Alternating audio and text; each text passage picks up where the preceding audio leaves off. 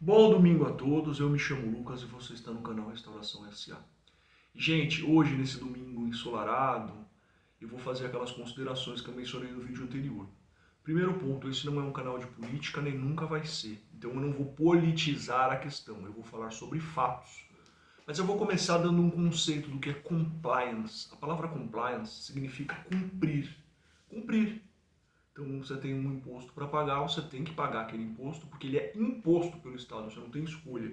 Você tem que cumprir, que nem declaração de imposto de renda. Se você auferiu renda até um determinado valor, você tem que cumprir e pagar esse imposto. Muito bem, eu vou citar um exemplo. Na época que eu estava fazendo mestrado, eu tive algumas palestras dentro das aulas da professora Paula Forgione, com grandes especialistas que ela trouxe, e ela trouxe um cara especialista em compliance. E esse cara contou uma história. Ele disse o seguinte: imagina uma empresa que tem um setor de compras. O setor de compras é um setor de empresas grandes que permite que a pessoa gerencie muito dinheiro. E aí, ele tem que comprar, aqui eu vou improvisar um pouco, copos da empresa A e da empresa B. O copo da empresa B, ele é mais resistente, ele dura mais tempo, ele é melhor. E o preço é mais ou menos o mesmo, ok? E esse cara, ele está fazendo contato com várias pessoas. E aí ele está na dúvida entre duas ou três empresas para comprar esses copos. Numa dessas empresas, tem um gerente de vendas que é amigo pessoal dele. E aí ele fala, olha, eu não tenho um copo tão bom quanto esse, mas eu consigo fazer por um preço um pouquinho menor, ou seja, menos preço, mas um pouco menos de qualidade. Mas assim, eu estou com problemas financeiros sérios, seríssimos. A minha filha está com câncer no hospital, ela está tomando um remédio caríssimo, a gente não conseguiu eliminar, eu estou pagando esse remédio, eu tenho dinheiro, mas se eu conseguir fazer essa venda com você, eu vou ganhar uma comissão tão grande que eu garanto a vida dela por mais 2 anos. O cara é amigo pessoal dele, não é conhecido, tá? Esse gerente de vendas, ele tem uma decisão muito difícil a tomar. Um preço menor, bem pouquinho menor, tipo centavos por unidade, por uma qualidade inferior, ou um preço maior. Só que é um contrato tipo de 10 milhões. Você imagina a pressão na cabeça dele. Vamos supor que tecnicamente, dentro dos conceitos dessa empresa que está comprando, você tinha, com uma diferença muito pequena, você tinha que comprar o que tem maior qualidade. Aí esse palestrante, ele nos ensinou que esse cara de vendas, ele não tinha que ser submetido a isso. Ele não tinha que ser submetido ao risco de cometer um erro ou uma espécie de violação do que a empresa preceituava, entendeu? Porque você estabelece uma regra específica para que garantir que as normas da empresa sejam cumpridas, entendeu? E qual que é essa regra? Sempre que for fazer uma licitação de vendas acima de 10 milhões, 3 pessoas vão avaliar e 3 pessoas vão participar das reuniões. Então, por mais que isso tenha um apelo emocional e que as outras 2 pessoas na reunião também fiquem emocionadas, se eles decidirem pelo copo que vai ajudar a família dela, são 3 pessoas decidindo, 2 que não são amigas dela. Você protege a pessoa, você entende? Isso é uma regra também de governança, né? De governança corporativa, porque você divide a decisão, mas é uma regra que garante uma isenção sem que a própria pessoa precise se arriscar. Vocês entendem isso? Bom, agora vamos falar um pouco de fatos. Eu sou uma pessoa que sempre acompanhei política, tá? E assim, teve uma coisa no ano de 2002 que aconteceu chamada mensalão. O que foi o mensalão? Líderes do PT, que foram presos, como José Genuíno, eles se organizaram de uma tal forma que eles recebiam dinheiro de bancos, de outras pessoas, em caixa de sapato, em espécie, e compravam os votos dos deputados. Então vamos supor que você seja a favor do jogo no Brasil e você elegeu um deputado que é a favor do jogo no Brasil. Estou dando um exemplo, tá? Eu nem sou, mas você é a favor do cassino no Brasil e o teu deputado falou que ia fazer isso. Então ele sentou lá no Congresso, recebeu uma caixa de sapato e votou contra. A democracia ela foi vilipendiada totalmente no mensalão. Porque chegou a ter votação de quase 100%. Então, os caras receberam uma mesada para votar não de acordo com o que eles prometeram para os eleitores. Porque, assim, o deputado é um representante indireto seu. Você votou nele com base numa plataforma. Se ele não segue nada daquilo, a democracia ela não está sendo cumprida. Então, muita gente não tem conhecimento do que foi o mensalão, da gravidade que foi o mensalão, mas foi um período que não existia democracia. Tinha um reino e compravam os votos, basicamente. O que aconteceu? Dentre essas pessoas que faziam as negociações, uma delas pediu muito, não gostou, que foi o Roberto Jefferson, isso é público também, estou falando fatos públicos, denunciou publicamente, na época poupou o presidente, porque ele ainda queria negociar alguma outra coisa, depois ele falou que o presidente sabia. Isso aí você pode pesquisar em qualquer lugar, tá? Tem gente tentando mudar o passado, mas o passado não muda. Depois do mensalão, alguns anos para frente, houve o Petrolão, que foi o maior esquema de corrupção do mundo. Pessoas devolveram milhões, e hoje, no mundo digital, já existe internet nessa época, tá, gente? Você acompanha o caminho do dinheiro. Então, o dinheiro que estava na Petrobras, ele foi desviado, ele foi para o exterior. O cara que foi preso, que fez o acordo, devolveu o dinheiro, entendeu? Então, é inegável que aconteceu essa corrupção. Isso é um fato, tá? Se você pegar só do Partido dos Trabalhadores, que é o partido do atual governo, eu não estou falando aqui esquerda, direita, fla-flu. É um partido, ele existe, tá? O presidente do partido, José Dirceu, foi preso por muitos anos. O ministro da Fazenda do governo, Antônio Palocci, foi preso. Todas as pessoas foram presas.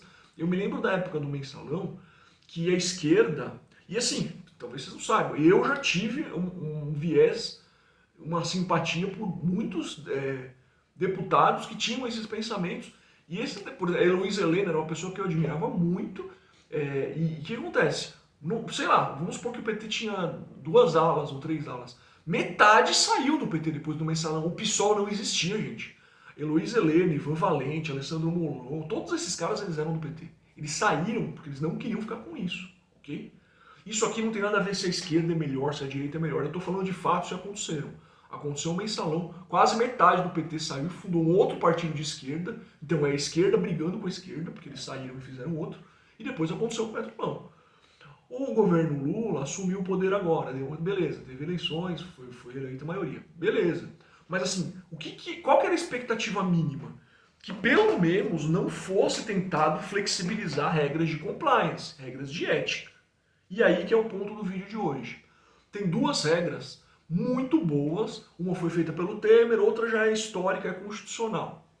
Vamos primeiro para a feita pelo Temer, que é a lei das estatais. Então, eu sou de um partido político, eu saio do partido. Você tem que ficar 6 meses antes de entrar numa estatal. Se eu fosse de um partido político, eu ia querer ter essa segurança. Não, eu fiquei 6 meses longe da parte política e entrei numa privada, numa instituição privada, entendeu? Eu não posso ser um político, sei lá, estou num cargo político importante e virar presidente sei lá, do Banco do Brasil, do BNDES. É muito próximo, você percebe? A própria pessoa que tem a ética, ela não aceitaria isso. Fala, não, tem que ter um tempo de resguardo aqui, entendeu?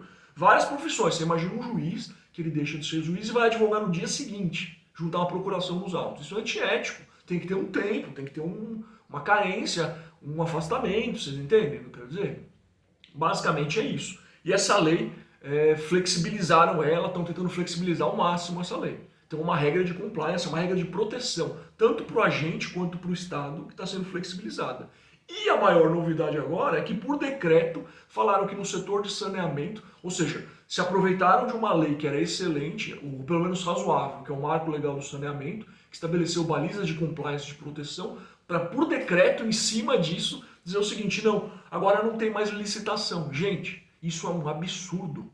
Vamos lá, o artigo 37 da Constituição Federal, que é o artigo que rege o princípio de direito administrativo, ele fala da impessoalidade. Um governante não pode contratar um amigo. Por que isso? Quando a gente já nasce no Estado, com impostos, com leis, a gente nasce com tudo em cima da gente para a gente servir o Estado. Você quer pagar imposto? Vou te dar um exemplo, eu tenho uma filhinha agora. Se quando ela crescer eu der 10 reais para ela comprar um sorvete, o dinheiro eu já dei para ela, tradição, entreguei, é dela o dinheiro. E ela comprar um sorvete, ela está pagando imposto, ICMS no sorvete, tudo tem imposto. O Estado ele nos impõe várias coisas e no Brasil a contraprestação é péssima. Você tem que pagar plano de saúde, você tem que pagar um monte de coisa. O que você espera, pelo menos? Que aquele dinheiro do imposto seja usado honestamente. Ele tem que ser usado honestamente, gente. Você entende? Se a empresa vai contratar, se a empresa vai contratar uma empresa para limpar as ruas, ela tem que buscar maior qualidade e menor preço, competição. A competição, a concorrência melhora a qualidade das coisas. Já falei sobre isso em direito concorrencial. Ou seja, o que a gente espera minimamente do governo? Pelo princípio da impessoalidade, que está na Constituição Federal, e pela lei que reflete esse princípio, que é a Lei 8.666, que é a lei das licitações, Você tem que ter uma licitação, você tem que ter uma disputa entre várias empresas, sem nenhuma ser privilegiada para o melhor serviço ser contratado. A própria lei das licitações prevê exceções, dispensa de licitação. Valores muito pequenos, uma situação emergencial que não daria tempo de fazer a licitação, isso já existe, então isso não precisa ser mexido. Agora, você pegar um setor bilionário como o setor de saneamento, que é uma das piores coisas do Brasil, milhões de brasileiros vivem em favelas com esgoto a céu aberto, crianças sendo contaminadas. É um dos setores que mais precisa de ajuda. Você usar isso como desculpa para acabar com a licitação, quer dizer, não vai ter mais melhor qualidade e melhor preço. Vai ser quem o governo escolher. O que impede de uma pessoa, uma empresa que financiou uma campanha política, conseguir esses contratos. Você percebe? Aí você fala, não, mas as pessoas jurídicas não podem mais. Mais ou menos, se o CEO da empresa, se um grande diretor contribuiu com não sei quantos milhões, sim, isso vai ser contabilizado. Vão saber que aquele cara ali é um player de interesse. Vocês entendem? Não existe, e aí eu sou bem sincero, nos 100 dias de governo não existe nenhuma denúncia relatada efetiva de corrupção até agora. Considerando tudo que aconteceu no passado, já é um dado positivo.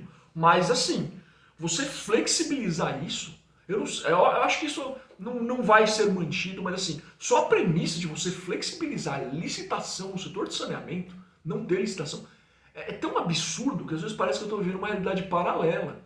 E assim, eu não vejo a imprensa falar absolutamente nada sobre isso com a veemência que deveria ser falado.